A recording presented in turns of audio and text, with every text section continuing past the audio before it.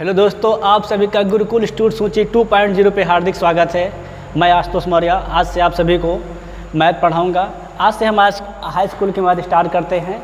High school में जैसे पहले हुआ करता था यूक्लिड विभाजन प्रमेय का, अब लेकिन वर्तमान समय में एनसीईआरटी ने यूक्लिड विभाजन प्रमेय का को हटा दिया है।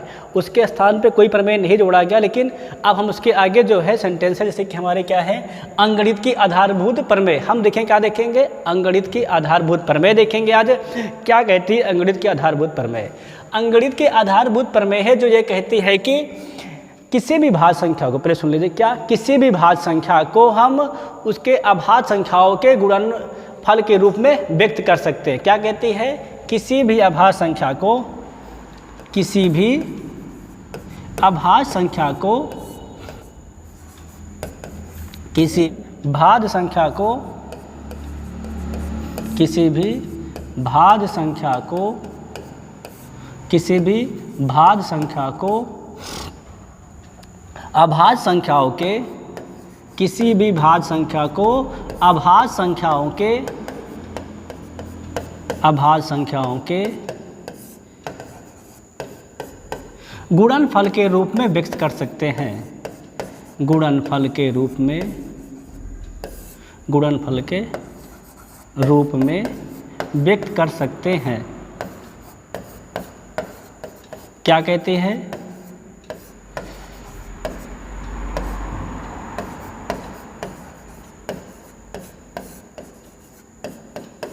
क्या कहती है अंकगणित के आधारभूत प्रमेय?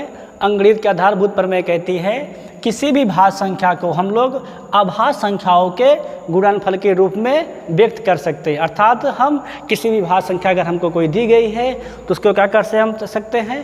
अभाज्य संख्याओं के गुणनफल के रूप में व्यक्त कर सकते हैं। जैसे कि आपकी परिभाषा जो है, सेंटेंस है, कथन है, उसको आप लोग लिख सकते हैं। आगे हम देखेंगे अब कैसे। जैसे कि हमारे पास कोई संख्या लिखी है, जैसे कि 24 लिखा है। क्या लिखा है? 24 लिखा है। तो 24 कैसी संख्या है? 24 हमारी भाज्य संख्या है। इस भाज्य संख्या को हम लोग क्या कर सकते हैं?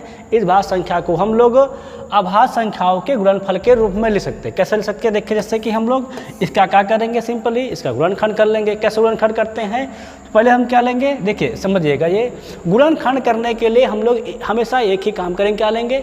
अभाज्य संख्या नंबर चुनेंगे। क्या चुनेंगे? अभाज्य संख्या नंबर चुनेंगे। उन्हीं नंबर को आधार पर हम क्या संख्या करेंगे? डिवाइड करेंगे। जैसे क्या लिखा है, देखो लास्ट में 4 है। 4 क्या है? सम संख्या है। सम संख्या किससे कट जाती है? अगर किसी संख्या के आखिरी में सम संख्या रहती तो संख्या हमेशा 2 से कट जाती। और 2 क्या है? 2 हमारी अभाज्य संख्या है। मतलब हमको क्या करना है, दिए गए भाज्य संख्याओं को अभाज्य संख्याओं के गुणनखंड के रूप में लिखना है। तो कैसे लिखा जाएगा? देखो कैसे लिखा है 24।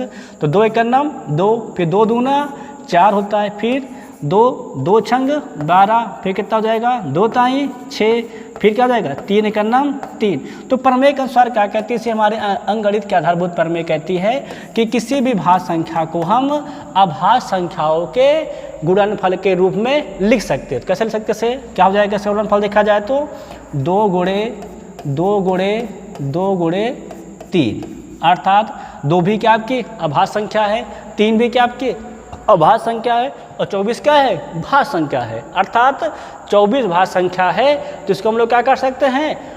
अभाज्य संख्याओं के गुणनफल के रूप में आसानी से लिख सकते हैं। और हम बात करें, जैसे और एग्जाम्पल हम देखना चाहें, जैसे कि हमारे पास भाज्य संख्या को और ले लेते हैं। तो हम जैसे ले लेते हैं भाज्य संख्या। भाज्य संख्या मतलब होता है कि किसी ना किसी संख्या से वो कट जाए, मतलब किसी न किसी संख्या के वो पहाड़ा में आ जाए। अभाज्य संख्या क्या होती है? जो स्वयं से या तो एक से केवल कटे, बाकी किसी से ना कटे, ठीक है ना, वो क्या होती है? अभाज्य संख्या होती है। और भाज्य संख्या क्या होती है समझ लीजिएगा। तो भाज्य संख्या मतलब होता है कि वह किसी न किसी संख्या से कट जाए। तो प्रमेय के अनुसार क्या कहता है कि किसी भी अभाज्य संख्या को हम लोग अभाज्य संख्याओं के गुणनफल के रूप में लिख सकते हैं। तो वही हमने एग्जाम्पल दिखाया। दूसरा एग्जाम्पल देखेंगे तो क्या, जैसे हम ले लेते हैं 30 ले लिए। क्या ले लिए हम लोग? 30 ले लिए। अब 30 को देखो क्या करेंगे, 30 का क्या कर लेते हैं हम लोग? फैक्टर कर लेते हैं। लास्ट में क्या लिखा है? 0। जब भी लास्ट में 0 लिखा मतलब क्या है? 2 से कट ही जाएगी संख्या। तो क्या करेंगे? 2 से काट देंगे। 2 एकम 2, 2 पंचे 10, कितना आ गया? 15। अब 15 क्या कटेंगे? किसके पाड़ा में आता है? 3 को क्या जाएगा? 3 बचे 15, 15, फिर क्या काट देंगे 5 से 5 कन्नम 5। तो 30 का अगर हम आभास संख्याओं के गुणनफल के रूप में लिखे तो क्या लिखेंगे हम लोग 2 गुणे 3 गुणे 5। अर्थात कहा जाए तो कि 30 हमारी भाज्य संख्या है, इसको हम लोग क्या लिखे आभास संख्याओं के गुणनफल के रूप में लिखे। किस फॉर्म में लिखे आभास संख्याओं के गुणनफल के रूप में। क्या हुआ 2 गुणे 3 गुणे 5 हो गया। अब इसके बाद हम बात करते हैं आगे की। तो एक प्रमेय यहाँ पे आधार अंकगणित के आधारभूत प्रमेय तो जो है ही, उसके बाद इसके एक सब प्रमेय है, वो क्या कहती है, वो ये कहती है कि किसी भी मतलब यदि कोई संख्या है, ये मान लीजिए यदि कोई धनात्मक पूर्णांक है, क्या है यदि कोई धनात्मक पूर्णांक है, यदि कोई क्या है, यदि कोई क्या है, यदि कोई धनात्मक पूर्णांक है, यदि कोई धनात्मक पूर्णांक, सुनिएगा, यदि कोई धनात्मक पूर्णांक a है, क्या है a है, यदि कोई क्या है धनात्मक पूर्णांक a है, ठीक है ना। उसके बाद क्या देखेंगे, और ये और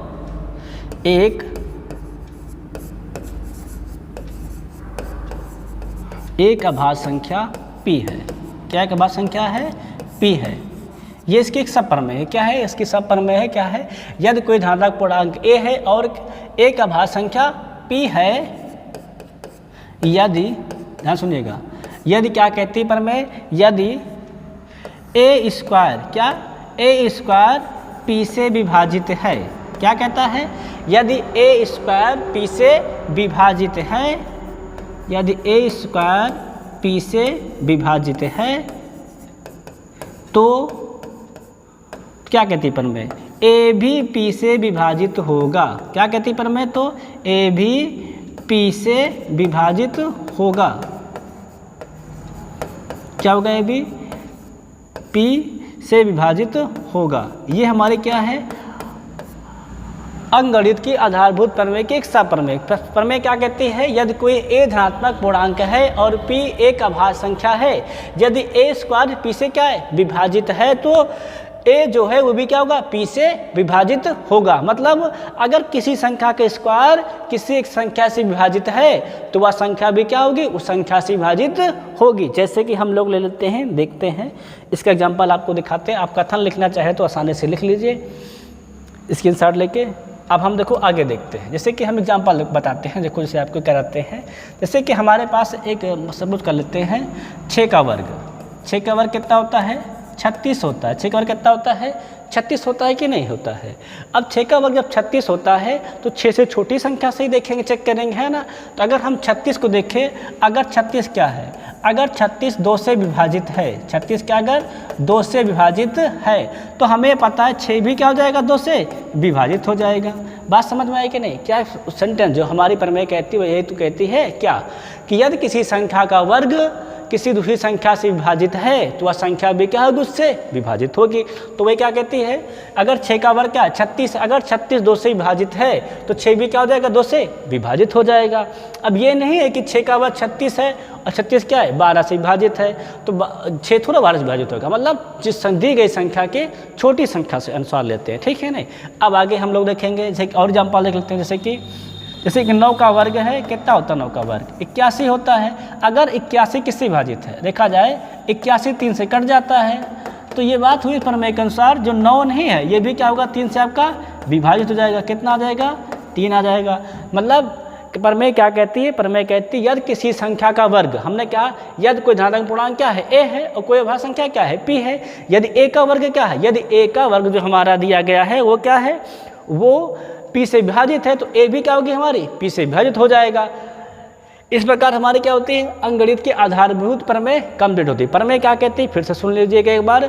यदि कोई भाज्य संख्या को हम लोग क्या कर सकते हैं, किसी दी गई भाज्य संख्या को हम अभाज्य संख्याओं के गुणनफल के रूप के व्यक्त कर सकते हैं, ठीक है ना। ये हमारे अंकगणित के आधारभूत प्रमेय। इसकी सब प्रमेय क्या थी, इसकी सब प्रमेय ये कहती थी यदि कोई a धनात्मक पूर्णांक है और p क्या कोई अभाज्य संख्या है, यदि a स्क्वायर p से विभाजित होता है तो a भी क्या होगा p से विभाजित होगा,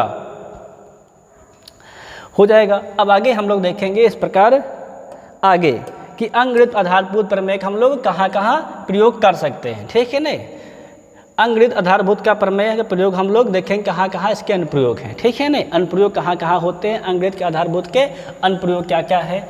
तो इसका पहला अनुप्रयोग यह है कि अंगणित आधारभूत प्रमेय का कि इसके हम लोग क्या, इसकी सहायता से हम लोग HCF LCM ज्ञात कर सकते हैं। क्या है पहला प्रयोग, इसका अनुप्रयोग है। तो इसकी सहायता से हम लोग LCM और क्या HCF ज्ञात कर सकते हैं। क्या ज्ञात कर सकते हैं, LCM और HCF ज्ञात कर सकते हैं। मतलब largest common factor and highest का HCF ज्ञात कर सकते हैं, ठीक। Largest common multiply highest common factor ज्ञात कर सकते हैं, ठीक है, इसकी सहायता से।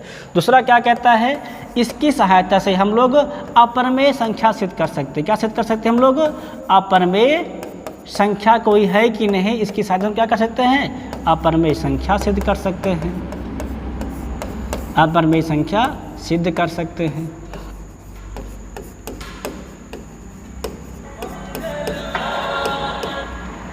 अपरमेय संख्या सिद्ध कर सकते हैं। तीसरी बात की जाए इसकी अंगणित आधारभूत प्रमेय का, तो हम लोग क्या कर सकते हैं, किसी भाज्य संख्या का गुणनखंड ज्ञात कर सकते हैं। मतलब उसका गुणनखंड निकाल सकते हैं, क्या क्या उसके गुणनखंड में है। अर्थात हम लोग क्या कर सकते हैं, गुणनखंड ज्ञात कर सकते हैं। गुणनखंड क्या कर सकते हैं, ज्ञात कर सकते हैं। इसकी सहायता से पता कर सकते हैं क्या क्या गुणनखंड है।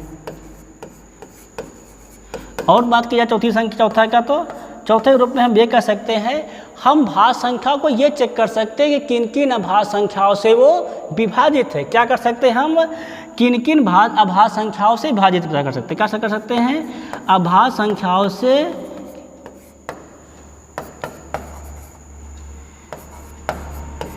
या सोच ऐसा कर सकते हो, अभाज्य संख्याओं से कितने अभाज्य संख्याओं से विभाजित कर सकते हो। क्या है, कितने अभाज्य संख्याओं से विभाजित है ये पता कर सकते हैं। क्या कर सकते हैं, कितने अभाज्य संख्याओं से विभाजित है ये मालूम कर सकते हैं। कितने अभाज्य संख्याओं से कोई भाज्य संख्या विभाजित है ये ज्ञात कर सकते हैं। कितने अभाज्य संख्या से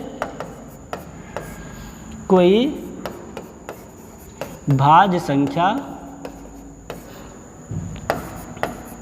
भाज्य संख्या विभाजित है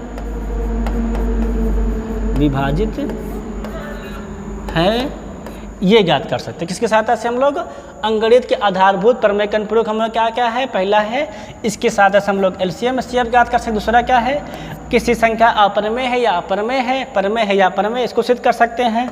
हम उसका गुणनखंड ज्ञात कर सकते हैं। और हम लोग क्या कर सकते हैं, कितने अभाज्य संख्या से कोई भाज्य संख्या विभाजित है ये ज्ञात कर सकते हैं, ठीक है नहीं। तो NCERT के नए सिलेबस में दो ही चीज़ है, क्या क्या दो है, पहला चीज़ है इस पहले चैप्टर में अंगणित के आधारभूत प्रमेय जो हम आपको बता चुके हैं। दूसरा क्या है, उसके अनुप्रयोग, अनुप्रयोग में क्या है, LCM HCF ज्ञात करना, अपरमेय सिद्ध करना, गुणनखंड ज्ञात करना, कितने अभाज्य संख्या से कोई भाज्य संख्या विभाजित है ये हम लोग पता कर सकते हैं, ठीक है ना। आगे हम बात करते हैं इसके बाद, तो इसके बाद हमारा चैप्टर स्टार्ट होता है। क्या स्टार्ट होता है, हम लोग का चैप्टर स्टार्ट होता है, ठीक है ना। अभी हम आपको LCM HCF ज्ञात करना सिखा देंगे, कैसे LCM और HCF ज्ञात कर सकते हैं। और LCM HCF में एक संबंध होता है, क्या संबंध होता है उसके बारे में बता देते हैं थोड़ा से पहले।